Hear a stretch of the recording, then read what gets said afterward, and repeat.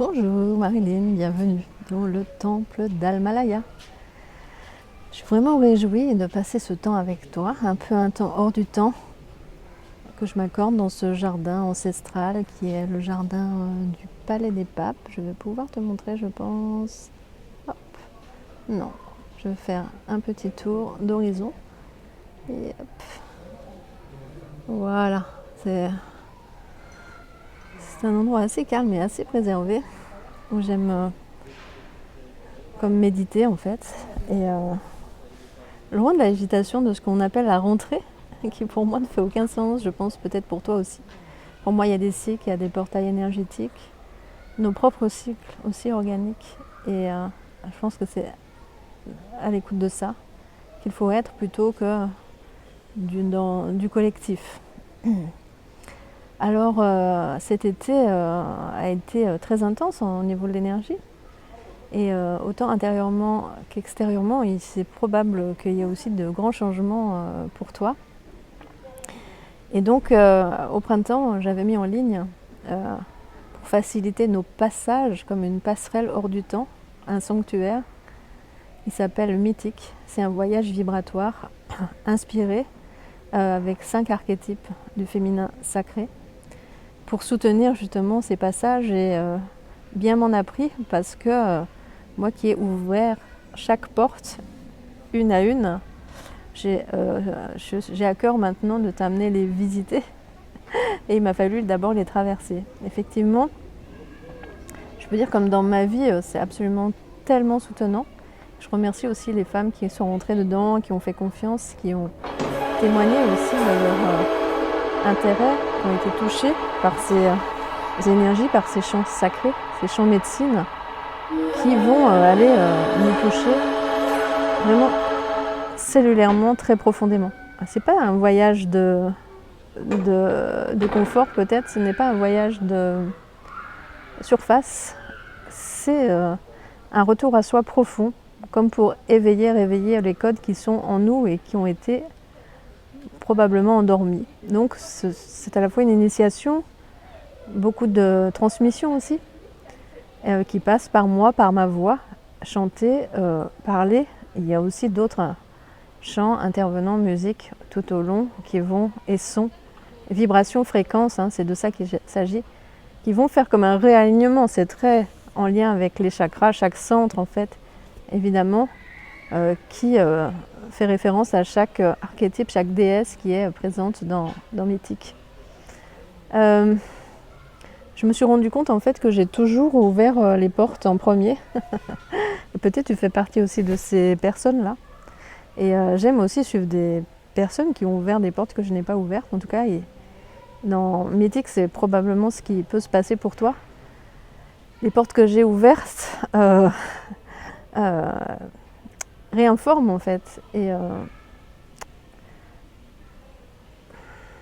refont circuler l'énergie et le mouvement de vie parce que ça commence par une marche sur les pas de Myriam de Magdala. Et cette marche-là, c'est comme ouvrir les vannes de la vie jusqu'à soi.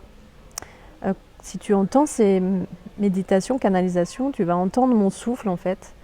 Parce que le souffle fait, quand je suis en transe, quand je canalise, le souffle fait le lien entre l'invisible et le visible en fait.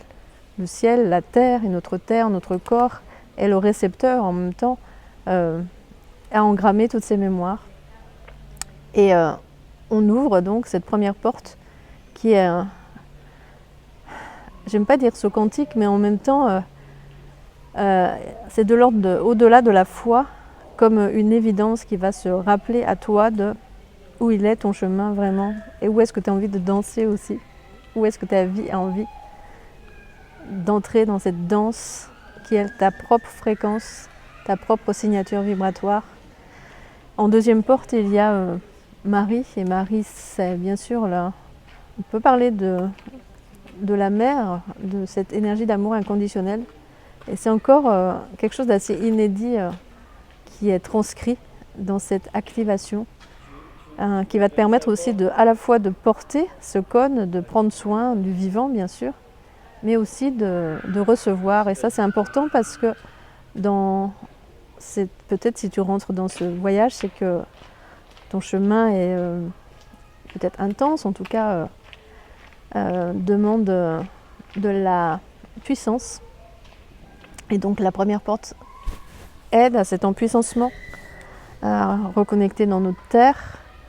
Et la deuxième porte va imprégner, réveiller tellement de douceur à l'intérieur de nous que la vie va avoir une autre saveur.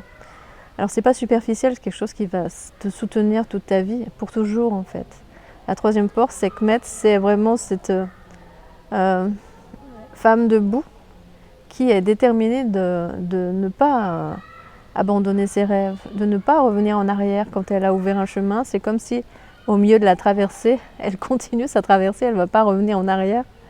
Et donc elle va traverser le gué quelque part pour aller jusqu'à l'autre rive de ce pourquoi elle est venue en fait sur Terre. Donc ça lui donne la puissance, la force de donner ses limites aussi. Alors bien sûr, j'ai aussi pu l'expérimenter cet été, quand on fait des choix importants sans avoir, comment dire, de la sécurité, de la garantie pour l'extérieur de où on va.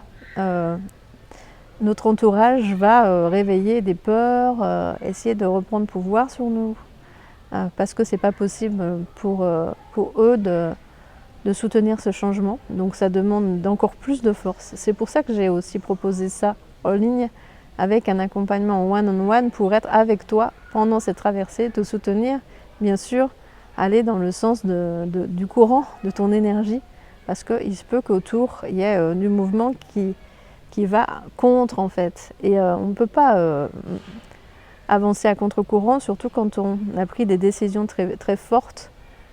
C'est important d'être entouré des énergies, des personnes qui vont comprendre, accueillir, soutenir et être avec toi et pas contre toi.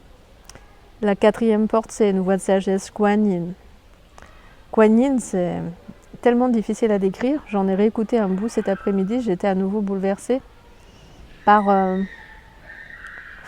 le mot qui vient, c'est équanimité, une force tranquille, pouvoir être tranquille ça parle de l'œil du cyclone finalement, quand tout bouge autour, et toujours pouvoir revenir dans cet espace où le calme est présent, où le discernement est là aussi, et la prise de hauteur pour ne pas se laisser attraper par l'illusion de la dualité.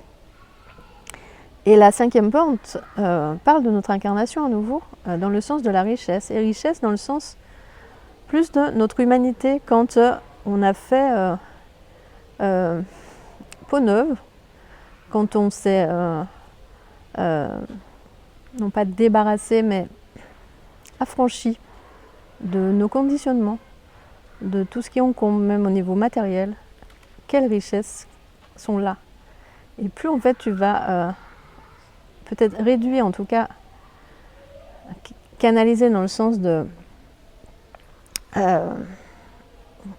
y a une forme de densité, c'est-à-dire que si tu mets ton énergie, toute ton énergie au même endroit et pas dispersée en tous sens avec beaucoup de choses qui peuvent comme intruser ton espace, encombrer tes pensées, te détourner énergétiquement, tu vas pouvoir être sur la fréquence divine de l'or, c'est ça qui me vient.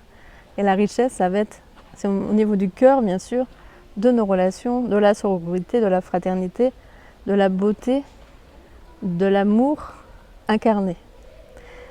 Et par chance ou miracle, je ne sais pas, au milieu de l'été, une clé est apparue, celle du masculin divin, masculin sacré, par une canalisation assez extraordinaire pour soutenir le masculin aussi.